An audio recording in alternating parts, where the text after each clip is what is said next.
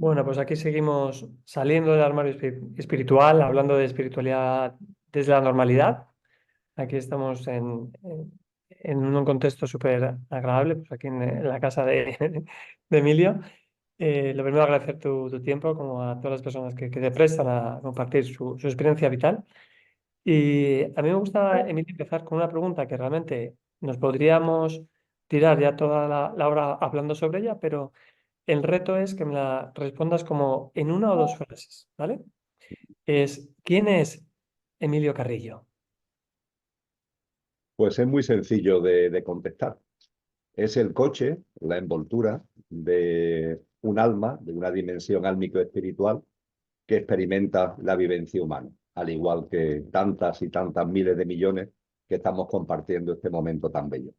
Ujú. Me encanta.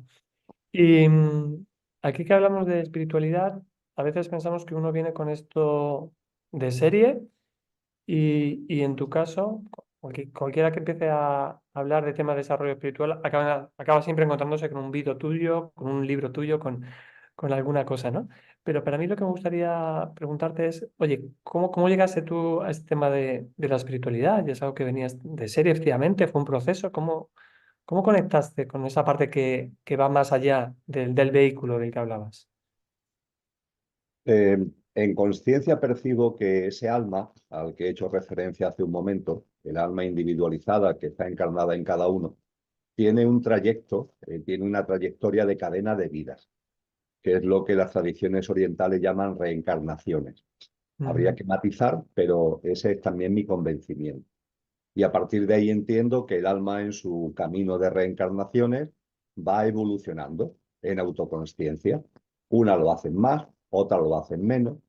Cristo Jesús en el capítulo 24 de Mateo nos habla de la metáfora de una lámpara de aceite, como ujú, metáfora del alma, que se tiene que ir llenando de aceite poco a poco.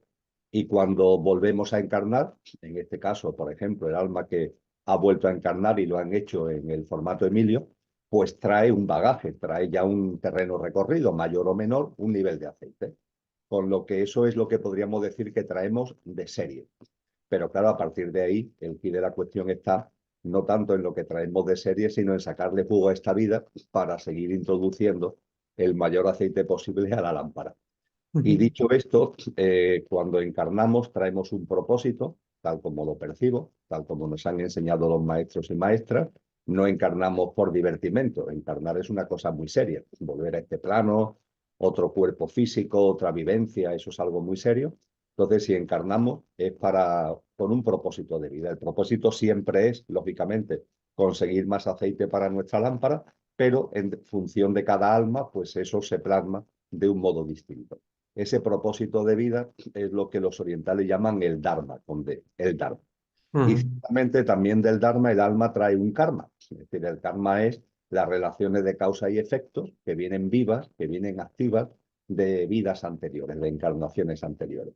En mi caso, al Dharma y karma, como en el alma que está encarnada en ti, como en el alma que está encarnada en la inmensa mayoría de los seres humanos, pues ha tenido su presencia. Yo he vivido, considero, una época muy kármica entre los 17 y los 42 años, donde creo que viví muchas experiencias y realicé muchas actividades con ese trasfondo de karma, y considero que a partir de los 42, que cuando me voy centrando mucho más en lo espiritual y en lo consciencial, pues es cuando me he ido alineando más con el Dharma, con mi verdadero propósito de vida, que es en lo que estoy actualmente. Así podríamos resumir mi trayectoria consciencial espiritual.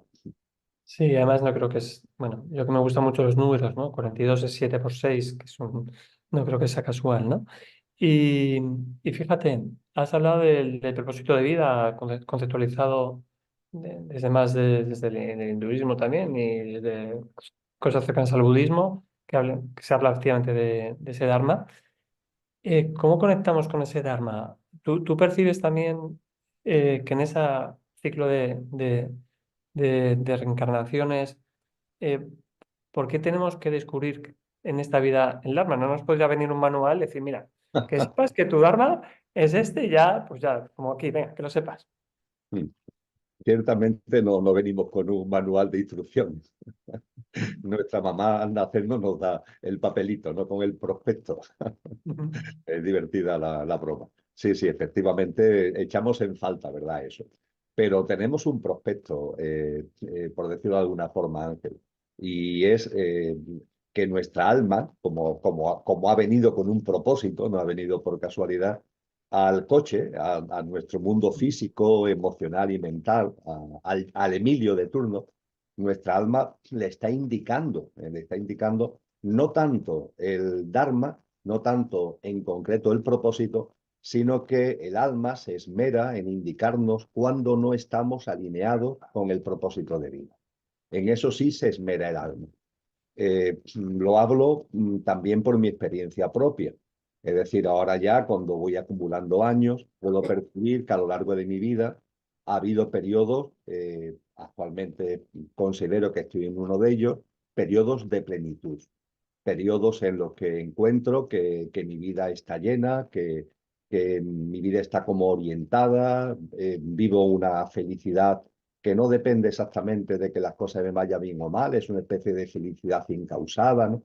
Entonces todo ello yo lo veo como síntomas de que mi alma me está indicando que estoy alineado, que estoy orientado con mi propósito de vida.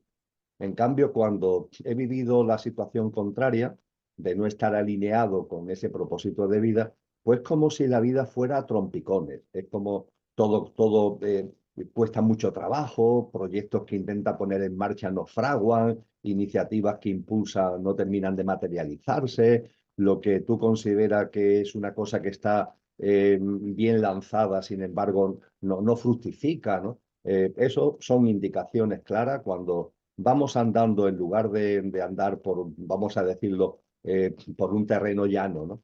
Vamos Ujú. percibiendo que vamos como subiendo una montaña, ¿eh? Cuando la vida se convierte en farragosa, cuando en la vida todos son esfuerzos, cuando en la vida todos son conflictos, yo creo que eso son manifestaciones de que nuestra alma, por la experiencia directa, nos está diciendo no vas por el camino, este no es tu camino, este no es el sentido de tu vida, etcétera, etcétera. En cambio, cuando percibimos lo contrario, como decía antes, de que todo va encajando, de que todo se va articulando, es la señal de que estamos alineados con el propósito de vida. Así que no tenemos prospecto, pero el alma sí se esmera en indicarnos cuando estamos o no alineados con nuestro Dharma. Mm. Y eso que coincido plenamente, a mí me gusta más aplicar una ley que es la ley del mínimo esfuerzo. Yo he descubierto que cuanto menos me tenga que esforzar por las cosas, mejor, porque significa que más están alineadas con ese Dharma y con ese propósito, ¿no? Yo es algo que comparto plenamente. Pero creo que en general, en nuestra sociedad, y yo lo vivo porque una de las cosas que hago es ayudar a las personas a definir ese propósito de vida, ¿no? Pero que hay muchas personas que ese propósito lo llenan con cosas más bien externas y me gusta el término que has utilizado de esa felicidad infundada, que es como más interna, que es una decisión también en el fondo, eh, porque es una elección de estar en este mundo.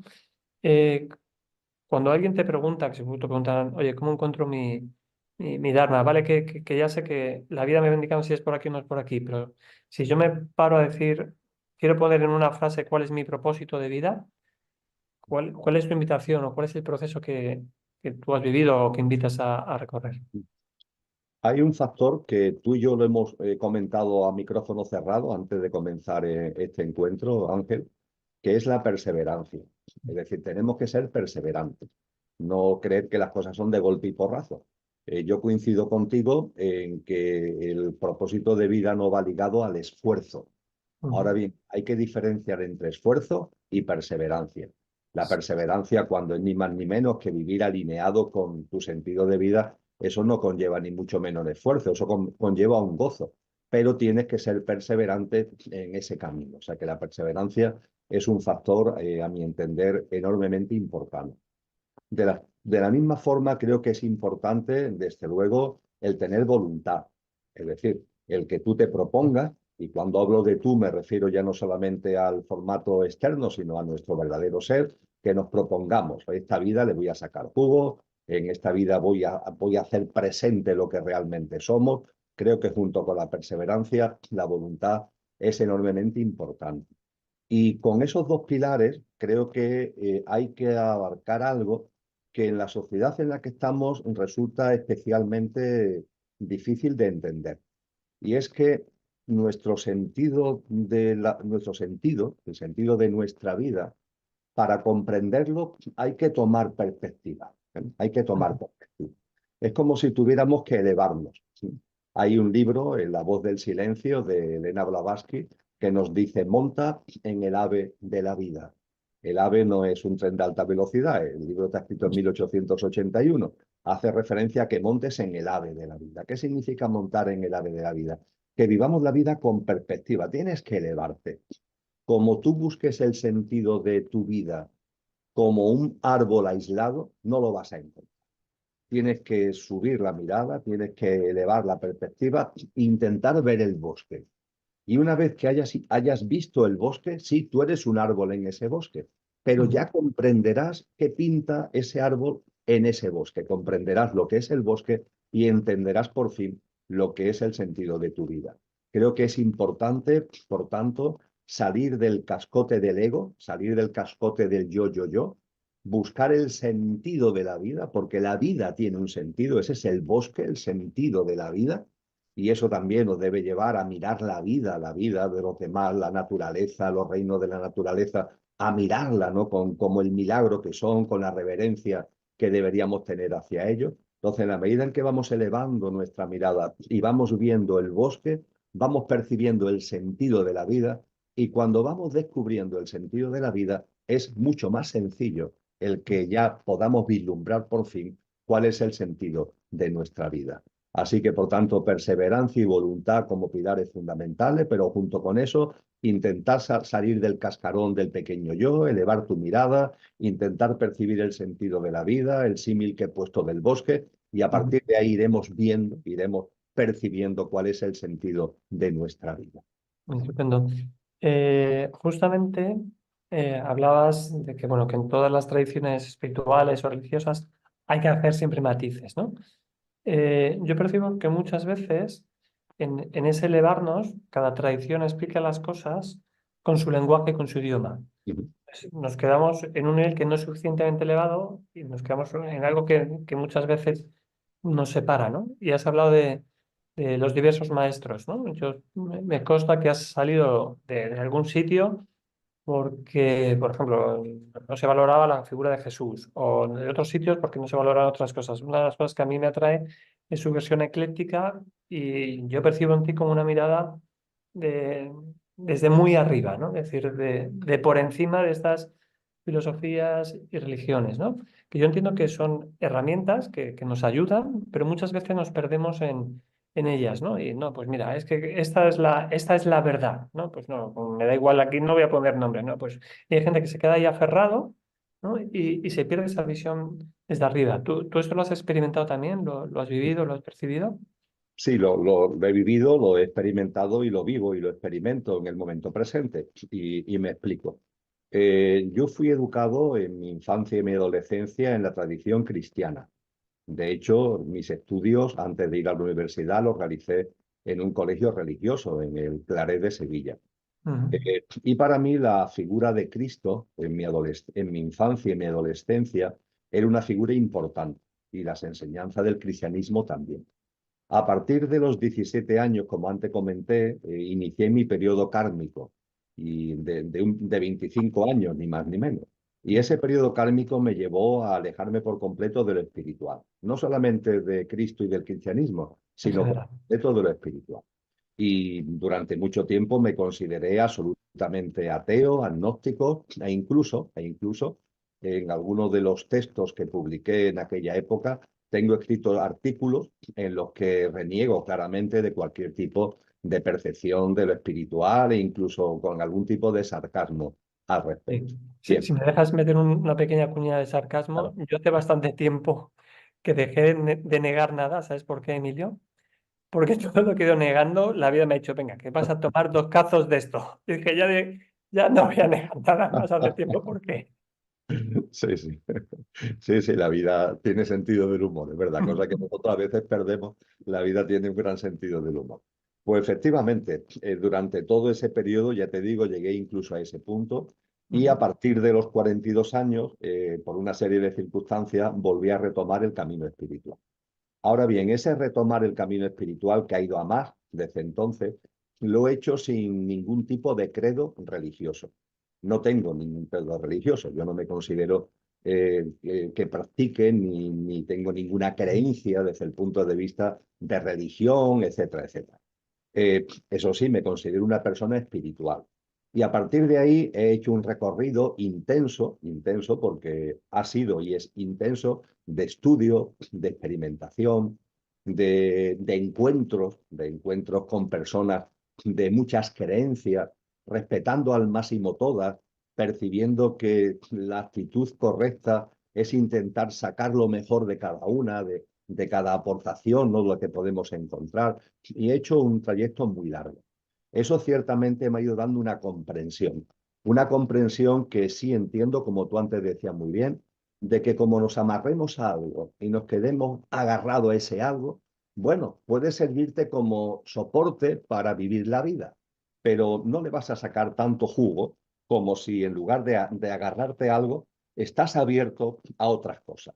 Y como cada cosa que va llegando a tu vida le saca jugo como si estuvieras, no en el sentido del esfuerzo, pero sí de la perseverancia, como si estuvieras subiendo una escalera, ¿no? Cada nuevo maestro, cada nuevo texto, cada nueva experiencia, te va sirviendo para ir subiendo, que en definitiva la evolución de la conciencia.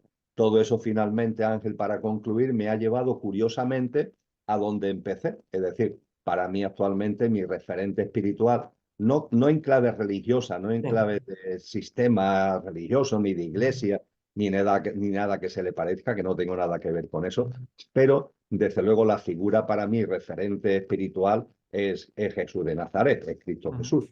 Lo que ocurre también es que la visión, la percepción que tengo de la vida, de la obra, de la sabiduría y de las enseñanzas de Jesús de Nazaret, si me hubiera mantenido puramente en la tradición cristiana, nunca lo hubiera tenido. Creo que yo entiendo lo que es lo crístico, entiendo lo que son las aportaciones fundamentales y profundas de Jesús, porque he tenido un bagaje también desde otras perspectivas que ahora me ayudan, ¿no? a poner todo en su sitio. Así yo invito siempre, una cosa que hago mucho en muchas charlas, en muchos encuentros, invito a las personas cuando me dicen, ¿qué te parece este libro? ¿No? ¿Qué te parece esta figura? Bueno, yo digo, mira, magnífico, si te está aportando, sácale jugo, pero no te quedes ahí, no consideres que eso es y ya está, y es lo único que hay. Tenemos que estar siempre abiertos, ¿no? Para seguir avanzando en el camino espiritual.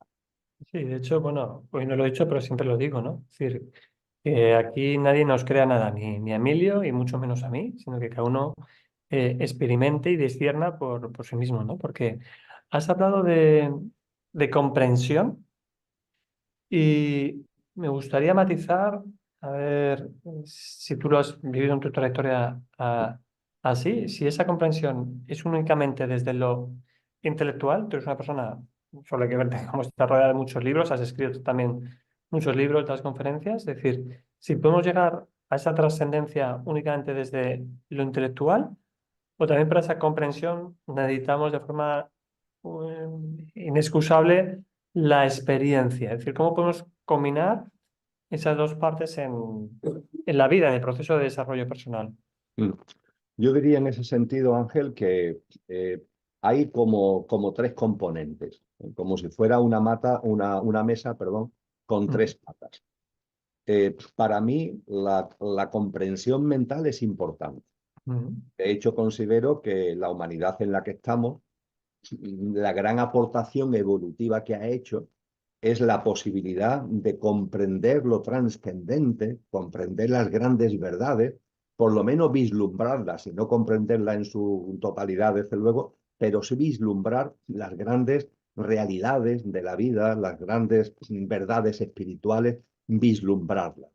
Creo que esta humanidad ha hecho un camino precioso cuando arrancamos con esos grandes filósofos griegos, con esos grandes profetas hebreos, con todo lo que fueron esas grandes figuras orientales, Siddhartha Gautama Buda, Lao Tse, Confucio, todas las tradiciones maravillosas que allí surgen, creo que hemos ido haciendo un camino precioso de comprensión, ¿no? De comprensión de la realidad, de la existencia, de lo espiritual. Y desde luego tenemos capacidad mental, como es lo que los antiguos llamaban la mente superior, ¿no? Lo que algunos psicólogos llaman actualmente la mente abstracta, ¿no? No la rutinaria que utilizamos para las cosas cotidianas, sino tenemos una mente abstracta que nos permite desde el razonamiento, desde la lógica, desde la inducción y de la deducción, nos permite, ¿no?, ir accediendo a esas grandes verdades. Y eso es un pilar muy importante. Ahora bien, no es el único. Hay una segunda pata fundamental, porque si no, todo lo que es el camino mental puede quedarse como atascado, puede ser caer en lo frío, ¿no? Que es el corazón. Lo podemos llamar de muchas formas, pero vamos a expresarlo como el corazón. Es la compasión, es el sentir, el hacer tuyo lo que están viviendo otras personas. Ese corazón, esa compasión, que también tiene que ver con el respeto, tiene que ver con la empatía, tiene que ver con la ternura, algo fundamental. También en parte tiene que ver con ese sentido del humor, ¿no? Porque reírse es algo muy serio que compartíamos anteriormente. Todo esto yo lo meto en la segunda pata. Y la tercera pata es la experiencia, claro, la experiencia. Hay que vivir experiencias. Y hay que vivir experiencias con valentía, Ángel. El Apocalipsis tiene una frase tremenda que es: a los tibios los vomitaré de mi boca. ¿Quiénes son Mm. los tibios? Los que quieren ir por la vida como agazapaillos, ¿no? Que no quieren vivir experiencias intensas. No, no, yo experiencias intensas no. Yo mi hábitat de confort, Cayendo cómodo, bien a todo el mundo, ¿no? Lo políticamente correcto. políticamente correcto y que no me pase nada, que no me pase nada desagradable según mi mente, que no me llegue dolor, que no me llegue sufrimiento. No, la vida hay que vivirla con valentía. Y un alma valiente pues está dispuesta a afrontar retos. Y los retos son muy importantes, los retos son experiencias, ¿no? Por lo que le he sacado a colación. Las experiencias son muy importantes. Para mí hubo un momento en mi vida cuando compartíamos antes, que a partir de los 42 años retomé un camino distinto. Claro, ese camino distinto me llevó en un momento determinado a un claro sentimiento de soltar. Y tuve que soltar, y eso no es tan sencillo. Y incluso visto desde fuera puede ser una especie de casi de tragedia, ¿no? Yo dejé todo en un momento determinado, por lo menos dejé muchas cosas. Me había orientado mucho en un momento concreto a la actividad política. La dejé por completo entre el 2008 y el 2009, con todo lo que supone renunciar a estatus, en fin, no voy a entrar en detalles al respecto. La docencia universitaria había sido un pilar de mi vida durante más de 3 décadas. Dejé la universidad porque sentía que ya no me estaba aportando nada, que no me estaba realizando, al contrario, me estaba anquilosando. Pero claro, eso son experiencias que te obligan a romper y la mente se quiere proteger muchas veces y eso de romper pues no le gusta, ¿no? Y a veces no es que tú lo decidas, porque esto que yo he puesto sobre la mesa han sido dos decisiones mías, ¿no? A veces tu alma, y tú no es una decisión mental, no es una decisión entre comillas personal, es tu alma la que da un golpe en la mesa y te trae lo que San Hasta Juan aquí. de la Cruz llamaba las noches oscuras, ¿no? Te trae Mm. una enfermedad, una muerte de un ser querido, una ruptura traumática de pareja, en fin, el menú es bastante amplio y tu vida salta hecha pedazos. Bueno, pues ese saltar hecha pedazo de tu vida, bien sea porque el alma lo trae, bien sea porque tú lo estás percibiendo y decides tú mismo dar el golpe en la mesa, eso es lo que yo lo meto en la tercera pata de la experiencia y es fundamental que nos atrevamos. La vida está para vivirla, la vida no está para vivirla de perfil, ¿no? Como se dice coloquialmente, ¿no? La vida está para vivirla de frente y siendo consciente de que todo lo que llega a nuestra vida tiene un porqué y un para qué, y que lo importante no es tanto el qué, que siempre son oportunidades, como el cómo se vive el qué. Estos son los tres pilares para mí fundamentales, ¿no? Bueno, Sí, de hecho, ya tiene su sitio, ahora bien, corazón, compasión, respeto, empatía, todo lo que he metido en la segunda pata es muy importante y, por supuesto, el elemento experiencia que tú citabas. fíjate, me venía la imagen que es muy obvia, ¿no? Es decir, el conocimiento mental, la cabeza, corazón en el corazón, y la experiencia en las manos, ¿no? Empezar a hacer cosas y el experimentar y el andar, las manos, las extremidades, ¿no? Y en todo este camino, cuando hablamos del alma, ¿no? Siempre está esa parte a la que todas las religiones, filosofías espirituales y tradiciones apuntan, que es eso que es la figura de creación, ¿no? Desde eh, Dios, Yahvé, Brahma, hasta el arquitecto o el universo o la vida o la naturaleza, ¿no? Mm. En tu caso me gustaría, por compartir, saber un poco cómo percibes eso, pero sobre todo cómo te relacionas con eso en tu vida y en tu día a día. Eh, Creo que hay un postulado metafísico que hago enteramente mío, que puede servir como telón de fondo para responder adecuadamente a lo que me planteas, Ángel.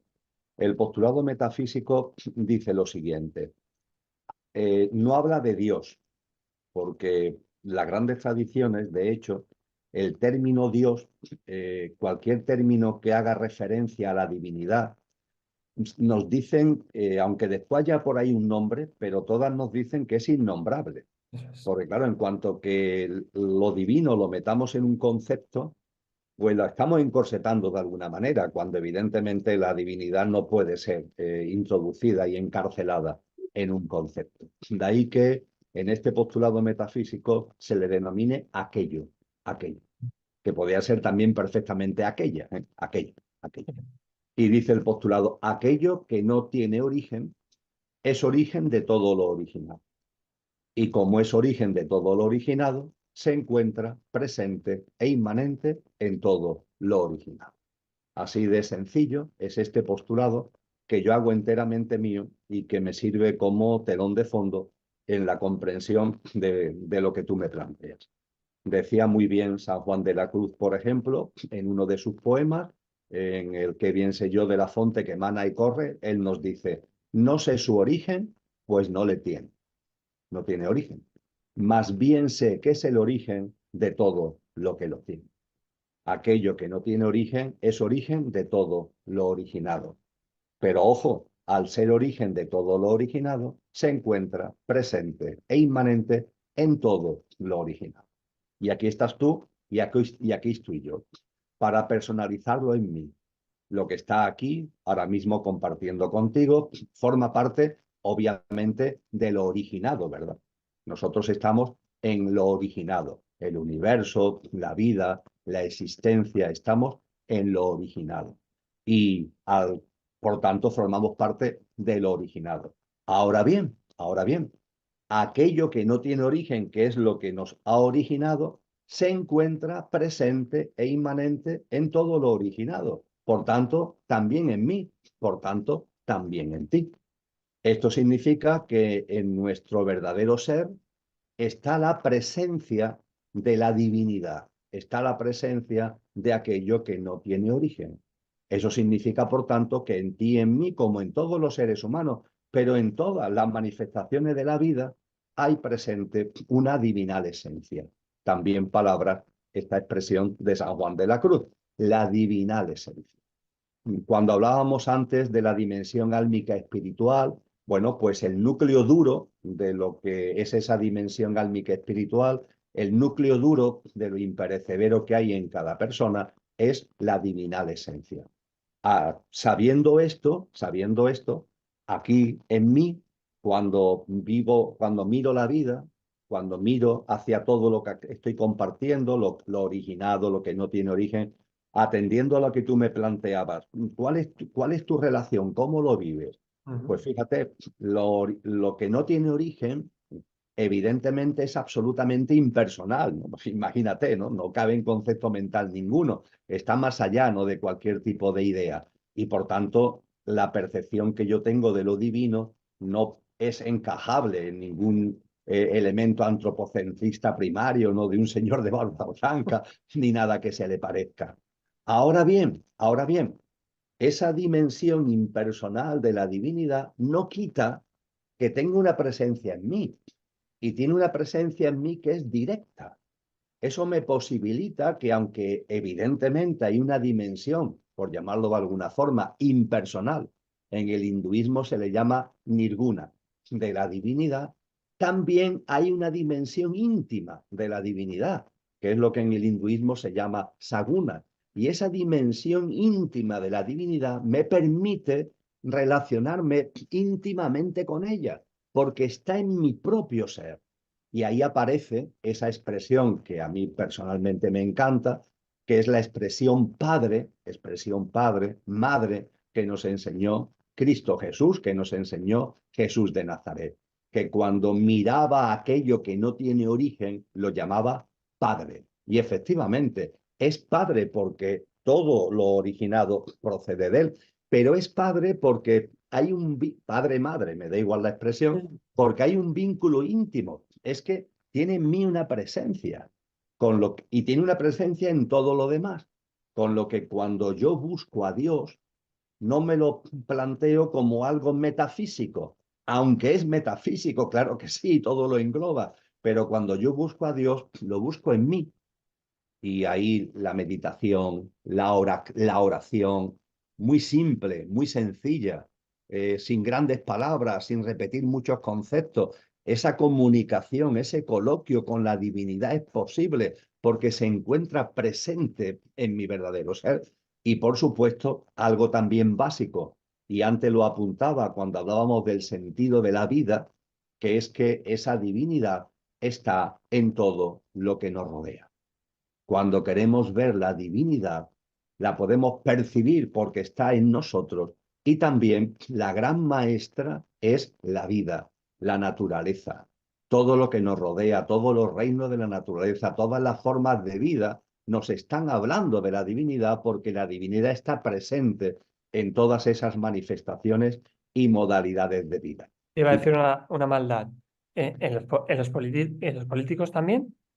sí, sí, incluso en los políticos, incluso los políticos. Hay una escena preciosa de una entrevista que le hacen a la Madre Teresa de Calcuta, Ángel, donde ella con otras hermanas de la comunidad están en medio de una contienda bélica y están sacando a bebés de una especie, vamos, le llaman orferinato, son un orferinato, eso es una construcción mal hecha donde han metido a los niños. Y ellas, como hay bombardeos, allí están tirando bombas y están sacando a los niños, a los bebecitos, para salvarlos, ¿no? Y hay una periodista que le pregunta a la Madre Teresa de Calcuta que de dónde saca la fuerza y el valor como para meterse ahí en medio de ese fregado a salvar a los niños. Y ella dice, bueno, es que estos niños tienen la divinidad que yo también tengo. Es decir, somos hermanos en lo fundamental porque tenemos esa misma divinidad y yo me motivo, yo me veo que yo soy ellos mismos desde la divinidad que compartimos. En ese momento hay una granada que cae y explota y prácticamente se lleva por delante esa semiconstrucción donde estaban los bebés. Y aprovecha la periodista para decirle a la Madre Teresa de Calcuta, y esos soldados, esos soldados también tienen la divinidad. Y ella dice, claro que sí, ellos también. Lo que pasa es que no se han dado cuenta, lo han olvidado. Y es que hay Mm, muchas personas, Ángel, que viven en Alzheimer de lo que son. qué Y bueno. claro, cuando alguien está enfermo de Alzheimer, no debemos contra esa persona, evidentemente, enfadarnos, ni odiarlo, ni tener cólera, ni ira. Lo que tenemos que tener es mucha compasión. Entonces yo veo en el mundo, no solo en los políticos, veo en muchos Mm. componentes de esta preciosa humanidad, pues muchas almas encarnadas que están en Alzheimer, en el olvido de lo que son. Y claro, cuando tú estás en el olvido de lo que son, pues vive desde tu pequeño yo y te convierte en lo que yo denomino un coche loco, ¿no? En lugar de un conductor consciente, al coche le falta el conductor porque lo tiene olvidado en ese Alzheimer, en esa amnesia. Y el coche se convierte en un coche loco y la vida se convierte en un darte tortazos permanentemente sin que tenga ese sentido al que antes hacíamos referencia. Fíjate, esta mañana leía una cosa que creo que tiene mucho que ver con esto, que decía que tú no tienes que buscar el amor, que lo único que tienes que hacer es buscar y derribar los muros y barreras que tú le has puesto al amor, porque el amor ya está en ti, ¿no? Que al final es ese Alzheimer o ese soltar las riendas de tu vida, yo creo que tiene mucho que ver con esto. Y a mí me gustaría preguntarte por una cosa, que son, bueno, hablabas del alma y que a veces el alma pega un puñetazo en la mesa. Hablabas de la oración, que para mí la oración principalmente, aparte de que es una forma de hablar con Dios, sobre todo es cómo me relaciono yo con Dios. Y a mí hay otra palabra que es cómo Dios se relaciona conmigo, que es la intuición, ¿no? Es decir, todas esas señales que nos da la vida. A mí me gusta, por ejemplo, hablar de los ángeles concretamente. Yo, como tengo tan evidente su presencia en mi vida, ¿no? Por ejemplo, me pillas en Zaragoza, me decía, mira, tenemos la casa donde íbamos en un sitio, pero aquí es imposible aparcar. Diciendo, bueno, será para ti. He llegado, aparcado aquí a 200 metros, porque yo tengo un ángel, uno que es especialista de estos, ¿no? Pero, bueno, primero, si tú también percibes que la vida nos habla a través de estas intuiciones y señales, y segundo, que para mí es lo más significativo, es cómo verdaderamente distinguimos cuando es una señal de verdad de la vida y esa divinidad, o cuando es una cosa de este ego que quiere interpretar y dar razones y significado a todas las cosas. Bien, con relación a algo que decías antes de plantearme lo que me has planteado, eh, cuando hablaba del amor y de que no es que seamos amor, que lo somos, sino que se trata de quitar los obstáculos, ¿no? Para que se haga presente. El símil que yo me pongo a mí mismo, Ángel, es la cebolla. Es decir, la cebolla tiene Mm. muchas capas. ¿De qué se trata de quitarle capas? No tienes que ser otra cosa, eres cebolla. Bueno, pues eres cebolla. El quid de la cuestión está en quitar capas para que lo que eres se pueda hacer presente. Es tan sencillo y a su vez conlleva todo lo que conlleva para que esa presencia se pueda plasmar.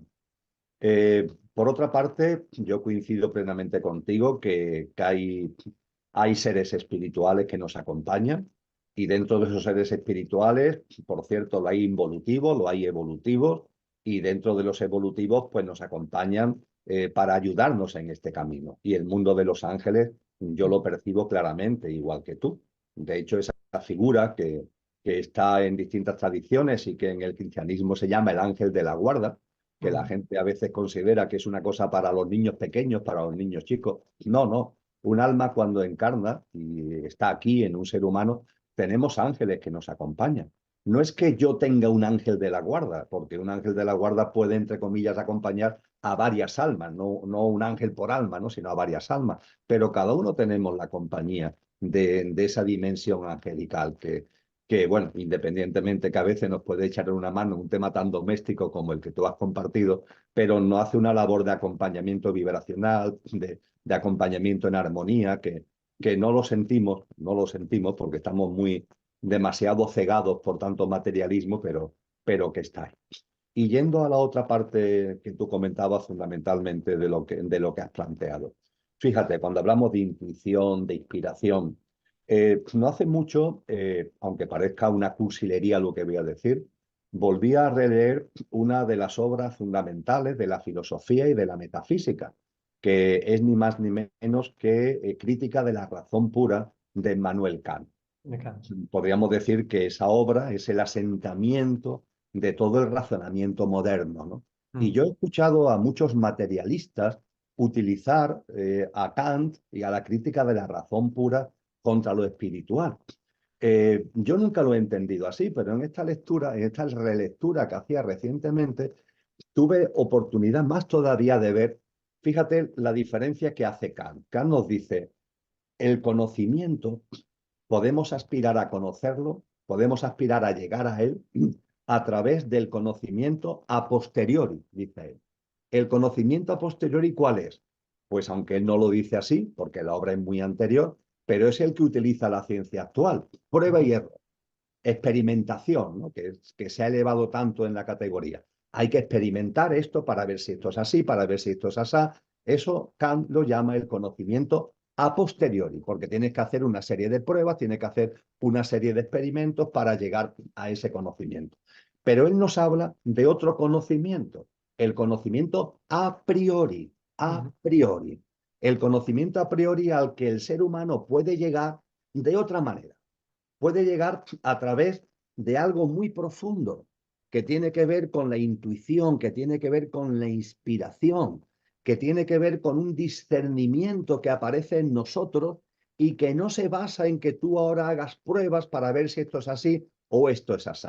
Entonces Kant diferencia con claridad el conocimiento a posteriori del conocimiento a priori. Y hecha esta diferencia dice que el conocimiento verdadero es el conocimiento a priori, porque Mm. el conocimiento a posteriori está encorsetado en las propias pruebas. Es decir, si tú para tener conocimiento haces pruebas en el mundo material, tu conocimiento solamente está limitado a ese mundo material en el que tú estás haciendo las pruebas y con los objetos y con los instrumentos con los que tú estás haciendo las pruebas, y por tanto es un conocimiento siempre forzosamente limitado. Y que el conocimiento verdadero es el conocimiento a priori. Pues bien, esto hoy, la ciencia, afortunadamente la ciencia está otra vez volviendo su mirada hacia la espiritualidad y hacia la conciencia, ¿no? Pero ha habido un largo tiempo donde esto la ciencia la ha olvidado. La ha olvidado, aunque la propia ciencia para mí es la gran prueba al respecto. Me explico. Albert Einstein, por poner un caso sublime, ¿no?, del siglo XX, su teoría de la relatividad especial y después la teoría de la relatividad general, la entendió, la intuyó. Ahí hay una inspiración, hay una intuición profunda, y muchos de los postulados puestos sobre la mesa por Einstein no se podían comprobar en la época.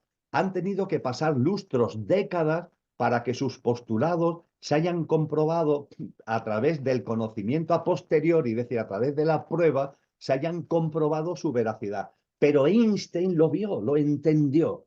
Ese conocimiento a priori es el conocimiento que viene de la inspiración, es el conocimiento que viene de la intuición, es el conocimiento, como ha dicho algún maestro, que nos permite saber y no sabemos cómo lo sabemos, pero lo sabemos con toda claridad. Y ese tipo de sabiduría, porque aquí ya más que conocimiento a priori, yo creo que deberíamos llamarlo sabiduría, esa sabiduría tiene que ver con el ser que somos, Ángel.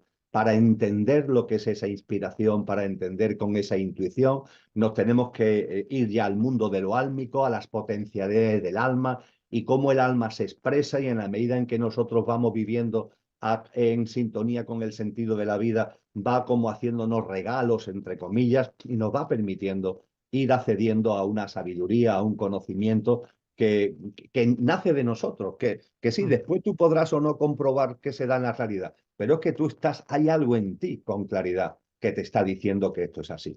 Y finalmente, todo esto, hay una expresión en castellano que creo que lo engloba muy bien, que es discernimiento. Porque el discernimiento precisamente es saber cosas sin saber cómo las sabes. El discernimiento también es lo que te da esa perspectiva que antes hablábamos de que te elevas para ver el bosque y no quedarte en el árbol. Y ojo, porque el discernimiento también sirve para transformar la creencia en experiencia.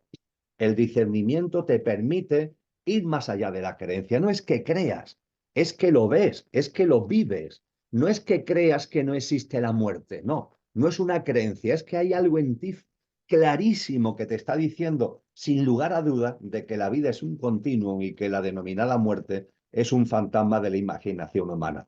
Y junto con la transformación de la creencia en experiencia, de la creencia en vivencia, la diferenciación entre fantasía y realidad.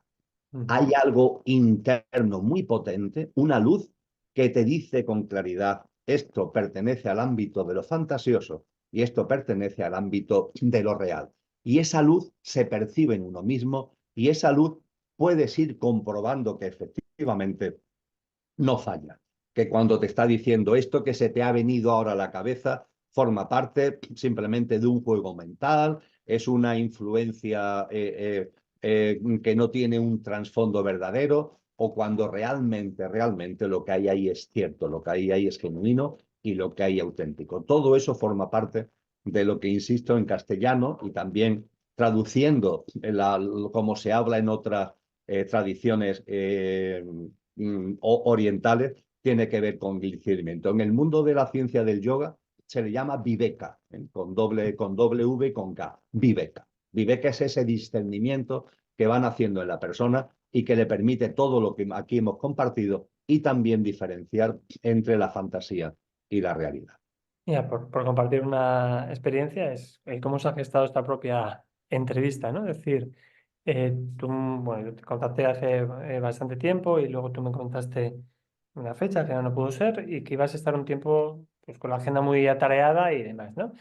Y un día, por lo que sea, pues yo sentí la intuición de escribirte, decía, aunque tú ya me habías dicho que no te escribiera, es decir, la parte racional me decía, ¿cómo voy a ser un pesado y le voy a volver a decir aquí a Emilio que a ver cuándo tiene un hueco para esto, ¿no? Pues de esa cosa que la escribes, como digamos, sin pensar, porque dices, tal. Y dio la casualidad que tú tenías este hueco para. Pues mira, justo me han cancelado, ¿no? De eso. Bueno, para mí esas cosas, como ya te pasan varias veces en la vida, dices, pues mira, sé que tengo que seguir ese tipo de intuiciones. Así es. Y- pero has dicho una cosa que no quería pasar por alto antes, cuando hablamos de esos guías, ¿no? De esos ángeles, de evolutivos e involutivos. Y me gustaría añadir a esta pregunta la parte del bien y el mal, porque muchas veces cuando hablamos de espiritualidad o en determinadas tradiciones es como que está todo bien. No existe el pecado, no existe el mal, todo es bueno, todo es perfecto, ¿no? Y, y yo sí percibo esa parte de evolución, involución, bien, mal, y, y por supuesto que hay cosas que son neutras. Un martillo, pues un martillo es un martillo, pero si tú desde tu conciencia lo usas para colgar un clavo, pues vale, pero si lo usas para sacarle la cabeza a otro, pues ahí el uso es distinto, ¿no? Eh, ¿Cómo percibes tú esta parte del bien, mal, esas seres o estas entidades que, bueno, unos están para hacer bien y otros para hacer la puñeta, ¿no? ¿Cómo lo has experimentado tú? ¿Cómo lo has vivido? ¿Qué has aprendido al respecto? Bien, has usado un término que es muy interesante, que es el término pecado. Mm. Eh, en la boca de Jesús de Nazaret aparece la palabra pecado.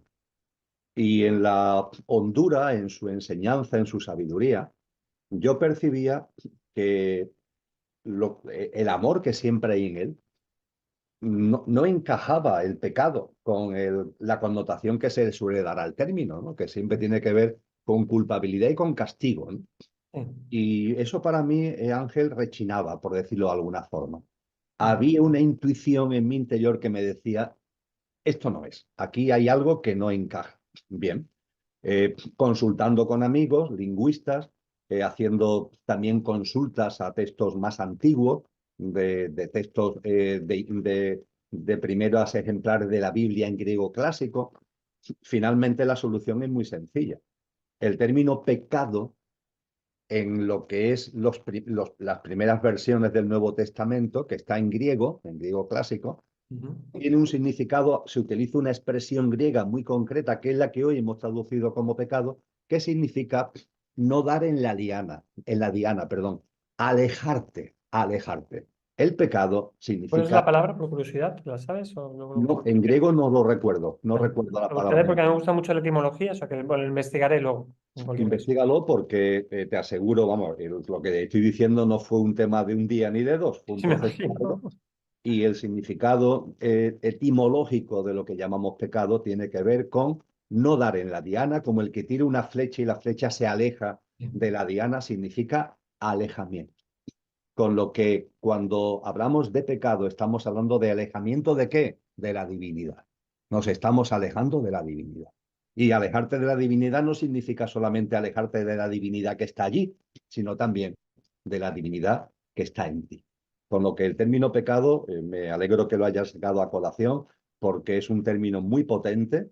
Y cuando hablábamos antes de la amnesia, ¿no? El amnesia de lo que eres, el Alzheimer de lo que eres, estás en pecado, pero no en pecado en el sentido castigo, no sé, en el pecado en el sentido de alejamiento, que te estás alejando de la Ah, realidad, de lo que que es. bastante castigo es para tu vida, porque como has dicho antes, cuando tú estás alejado de Dios, pues las cosas te van regulinchi, te cuesta más esfuerzo. O sea que eso es también cuando decía, creo que Jesús, Correcto, el reino de los cielos está en medio de vosotros y también el infierno. Pues yo creo que ese es el castigo efectivamente. en sí mismo, ¿no? Sí, claro, lo que ocurre es que no es un castigo que nadie te imponga, no, no es que esté ahí el señor de barbas blancas pendiente Un para dar látigo. con un latigazo, ¿no? No, no, esa visión primaria, infantilísima, ¿no? Que las religiones dogmatizadas han impuesto no tiene ni pie ni cabeza. Eso con relación al término pecado, que por tanto es alejamiento, alejamiento de la divinidad que es y la divinidad que eres. Eh, con relación al bien y al mal, a mí son expresiones, Ángel, que si tú repasas mis textos y repasas los vídeos, casi no utilizo. ¿Por qué? Porque están muy manidas y se han convertido a lo largo de la historia en dos palabras que se le ha vaciado de contenido y que no solamente se le ha vaciado, sino que se le ha manipulado en su contenido. Es Claro. difícil, tiene que ser un lapsus lingüístico para que yo hable de bien y de mal. Yo prefiero hablar de ese sentido de la vida que hemos compartido y de vivir alineados o no con el sentido de la vida. Y cuando alguien o algo, una forma de vida, da igual que sea humana o no, está alineado con el sentido de la vida, es evolutivo. En cambio, cuando va a contramano del sentido de la vida, es involutivo. Es como si en lugar de favorecer la evolución, favoreciera el anquilosamiento, ¿no? Por decirlo de alguna manera. Es como si en lugar de vivir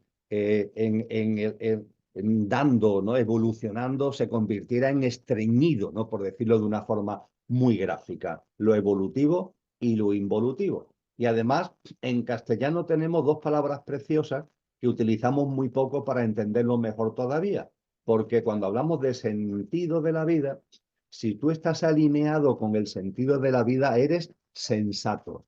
Y si estás a contramano del sentido de la vida, eres insensato. Pues bien, yo creo que podemos vivir la vida de manera evolutiva o sensata, o la podemos vivir de manera involutiva o insensata. Y creo que no es algo que solamente se dé en el ámbito humano, creo que es algo que se da en todas las dimensiones de existencia, también en los mundos angelicales. De ahí que las tradiciones, casi todas, nos hablan de que en los mundos angelicales también hay ángeles que viven evolutiva y sensatamente, pero también hay ángeles que se han decantado por lo involutivo, ¿no? Que es lo que en la tradición cristiana se llaman los ángeles caídos, el diablo encabezados todos por Satanás, pero en la tradición hinduista se llaman asuras, pongamos por caso, ¿no? Y en el ámbito humano, por supuesto, hay seres humanos que viven su vida sensata y evolutivamente y seres humanos que viven la vida involutiva e insensatamente. Cuando tú vives la vida involutiva o insensatamente, ¿qué significa? Que has centrado la vida en ti, en el yo, en el yo. ¿Qué es lo importante en el mundo? Yo. ¿Qué es lo por lo que merece la pena vivir? Yo. Y todo lo demás está a mi servicio, ¿no? Me gusta decir, Ángel, que cuando Galileo Galilei hace ya 400 años, ¿no? Nos dijo, la Tierra no es el centro del universo, lo querían matar. Hoy día, sin embargo, vamos, tuvo que retractarse para que no lo mataran en el potro de tortura. Hoy día, sin embargo, nos parece, nos reiríamos, ¿no? Si alguien nos dice que en este universo tan inmenso, este modesto planeta es el centro del universo, pues nos reiríamos, ¿verdad? No, eso es lo que provoca hoy risa. Pero, sin embargo, siendo cierto que provoca risa que alguien mantuviera la idea de que la Tierra es el centro del universo, hay así de personas, muchísimas personas, que sí se consideran ellas mismas el centro del universo. La Tierra no, pero yo sí, Yo yo sí. sí soy el centro del universo. Bueno, pues esto dicho de una forma divertida es lo insensato, es vivir insensatamente. ¿Qué es lo importante? Yo, o como mucho yo y los míos. Y el resto de la vida a mi servicio, al servicio mío y al servicio de los míos. Bien, en cambio lo sensato y lo insensato es vivir la vida de otra forma, es vivir la vida como servicio, es la vida vivir la vida sabiendo lo importante del compartir, lo importante de dar, el ir percibiendo que cuando tú das, la vida siempre te va a dar más de lo que tú das, es decir, que cuando das siempre recibes más de lo que das, en cambio cuando te metes ahí en lo insensato, intentando acumular, retener, aunque tu cuenta corriente pueda tener muchos números, hay un vacío interior, hay una falta de una vida plena, pierdes la abundancia, que es lo que te da ese sentido de la vida. Entonces, en definitiva, personalmente, más que hablar de bien y de mal, me gusta hablar de un libre albedrío que está en la existencia, que nos permite vivir alineados con el sentido de la vida, sensatos, evolutivos, o a contramano del sentido de la vida, insensatos e involutivos. Esto se da en el plano humano y también se da en los planos que llamamos espirituales. Y bueno, como ya estamos con las últimas preguntas, ya estamos acabando, me gustaría que nos dijeras, Emilio, para no errar en el blanco, es decir, para dar a la diana, ¿cuáles dirías que son las claves, ¿no? ¿Cuáles dirías que son, bueno, la técnica para en nuestra vida vivir de forma sensata, ¿no? Y alineados con todo esto? Pues hay una forma de definirlo, es precioso el tema que me planteas, Ángel. Hay una forma de definirlo que no es mía, es de un paisano mío, un sevillano, que murió en tierras francesas en el exilio y sigue enterrado en Collioure, en Francia. Me refiero a don Antonio Machado. Antonio Machado, un ser extraordinario, un ser sensato, evolutivo, donde los haya. Antonio Machado, además, enormemente humilde, una persona de una gran compasión y de una gran sencillez. En su autorretrato, tiene un poema que se llama Autorretrato, él modestamente dice de sí mismo, soy un buen hombre en el buen sentido de la palabra. Soy un buen hombre en el buen sentido de la palabra. Pues bien, para que se produzca ese dar en la diana, para que se produzca ese alineamiento, para que vivamos sensatamente, para que lo que somos se vaya manifestando en nuestro día a día, el quid de la cuestión está en ser buenas personas en el buen sentido de la palabra. Y a mí esto me encanta porque sé, igual que lo sabes tú, igual que lo sabemos todos, si lo reflexionamos un minuto, que en cada instante de nuestro día a día, si nos centramos un poquito, si lo reflexionamos un poquito, sabemos cuándo estamos siendo buena persona y cuándo no lo estamos siendo. Si al caer la tarde, pongamos por caso, yo repaso mi mañana, el día que he vivido, y hay distintas circunstancias, distintos hechos, hay una voz que no podemos ocultar, está ahí, Ángel, esa voz está ahí, en nuestro interior. La podemos intentar amordazar, pero está ahí, que me dice con claridad, en esto has sido buena persona, en esto no lo ha sido, en esto sí lo ha sido, en esto no lo ha sido. Sabemos cuándo somos buenas personas y cuándo no lo somos. Y ser Mm. buenas personas no significa ser un Superman o un Superwoman que vamos por la vida salvando el mundo, no. Son pequeños gestos la mayoría, son situaciones muy modestas en la inmensa mayoría de los casos, pero que denotan claramente cuando estamos o no siendo buenas personas. Así que utilizando en el mejor sentido de la expresión a don Antonio Machado, dar en la diana significa intentar vivir en la medida de lo posible y cuando no lo somos, pues nos damos cuenta para intentar retomar el camino, intentar vivir en la medida de lo posible siendo buenas personas en el buen sentido de la palabra. Mira, como penúltima pregunta, me gustaría que pusiéramos aquí el disclaimer que dicen los ingleses, ¿no? El warning. Porque tú lo has dicho, cuando tú vives desde ahí, desde hacer caso a esta vocecilla, cuando tú vives desde ser buena persona, por lo menos desde intentar lo que ya está bien, hay estructuras que se te caen, hay cosas que suceden en tu vida. Es decir, que vamos a avisar a las personas qué sucede cuando empiezas a hacer caso a esta voz, ¿no? Es decir, ¿qué pasa en tu vida cuando vives desde aquí, desde el servicio, desde el amor? Porque hay cosas que dejas atrás y quiero también mencionarla para que luego no, oye, que no me dijiste, no me avisasteis de esto, ¿no? Las contraindicaciones de todo esto. Sí, la contraindicación es muy fácil de entender con un símil que me gusta utilizar. Sabiendo que con confianza y con un pelín de perseverancia, el regalo que nos da la vida es siempre el gozo, la vida plena y la vida abundante, que se manifiesta en cada caso de múltiples formas, pero siempre es lo mismo, la abundancia, una vida plena, una vida con sentido. El ejemplo que me gusta poner es el siguiente. Tarzán de los monos, en la película, en las series que se han hecho sobre él, se mueve rápidamente por la selva, Ujú. porque se coge a las cuerdas que cuelgan de los árboles, a las lianas, se coge fuerte con las dos manos y se lanza para adelante hasta que llega ya a otra liana y cuando está llegando a la liana de otro árbol, suelta la mano izquierda, coge bien la nueva liana, entonces suelta la vieja, se coge a la nueva ya con las dos manos y se da un nuevo impulso. Y así va moviéndose por la selva. Suelta una mano para coger la liana nueva y cuando ya la tiene cogida, suelta la vieja, se aferra a la nueva y vuelve a repetir el proceso. Bien, el camino de la conciencia no es así. A nuestro pequeño yo le encantaría que fuera así, porque claro, es muy seguro. Tú coges lo nuevo, pero lo coges y sueltas lo viejo cuando ya tienes bien cogido lo nuevo. Si no, no lo sueltas. Nos encantaría que la vida en consciencia fuera así. Pero la consciencia, la evolución en consciencia, vivir la vida de verdad, no es el movernos como Tarzán de los monos. Vivir la vida de verdad significa que tú vas cogido a tus sistemas de creencias, a tus referencias, a tu hábitat de confort, y hay un momento determinado que también aparece esa voz interior que te dice, no, tienes que ir a por algo más, tienes que dar un paso hacia adelante. Y ese paso hacia adelante, Ángel, tienes forzosamente que soltar lo viejo con las dos manos, soltar lo que tenías y no quedarte agarrado con una mano, no tienes que soltarlo con las dos manos y esas dos manos lanzarlas para adelante esperando que llegue la liana, que va a llegar, la nueva, no tengas ninguna duda que va a llegar, pero tienes que tener este acto de confianza, de soltar lo viejo y estar ahí como en el aire, con el miedo que eso nos da, con la inseguridad que eso nos produce, esperando que llegue lo nuevo.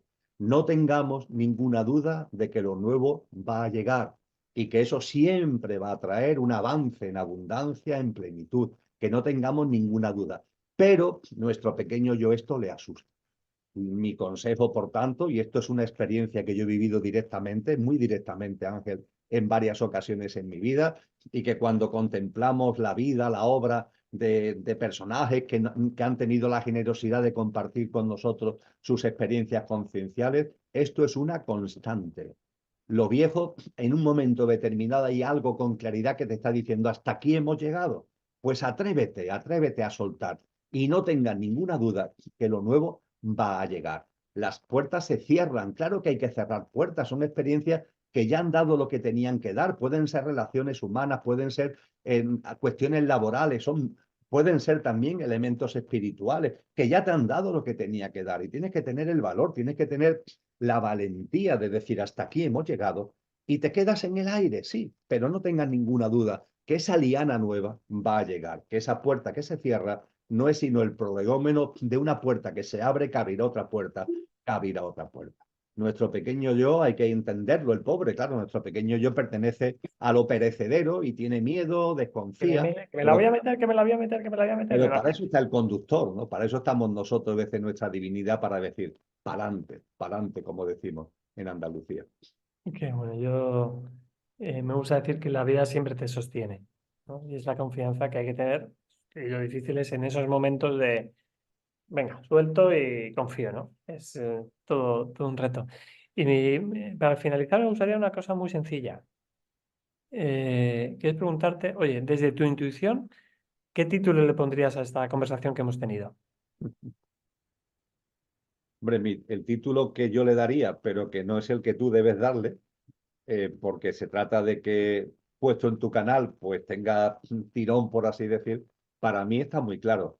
Agradecimiento a Ángel. Ese sería para mí, el agradecimiento a ti por este compartir, por este encuentro, por este diálogo, por las cuestiones que has sacado, que has planteado en tu libertad, las que has considerado oportuno poner sobre la mesa y que personalmente me han llenado mucho y me han permitido pasar contigo un rato estupendo. Así que para mí sería agradecimiento, Ángel. A partir de ahí comprendo Ah, que eso no sé si valdrá como título para tu canal. no lo sabremos, eso ya lo dejaremos a la vida también que a mi intuición a ver qué me envía.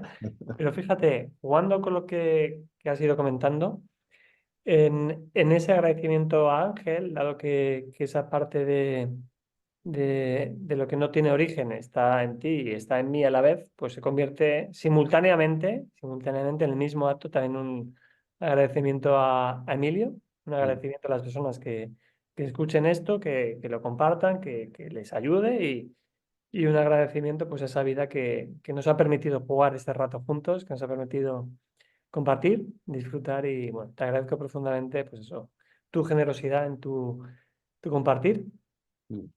Y poco más. Ahora me despido bien de ti ya en lo privado Perfecto. y agradecer a los que hayan estado aquí hasta el final. También que nos hayan escuchado, que les haya llegado, que se reconozcan también en esa divinidad que también son cada uno y que seguimos compartiendo, seguimos saliendo de la mano espiritual y seguimos avanzando. Muchísimas gracias y hasta el siguiente vídeo. Fenomenal. Voy a apagarlo. Así ya.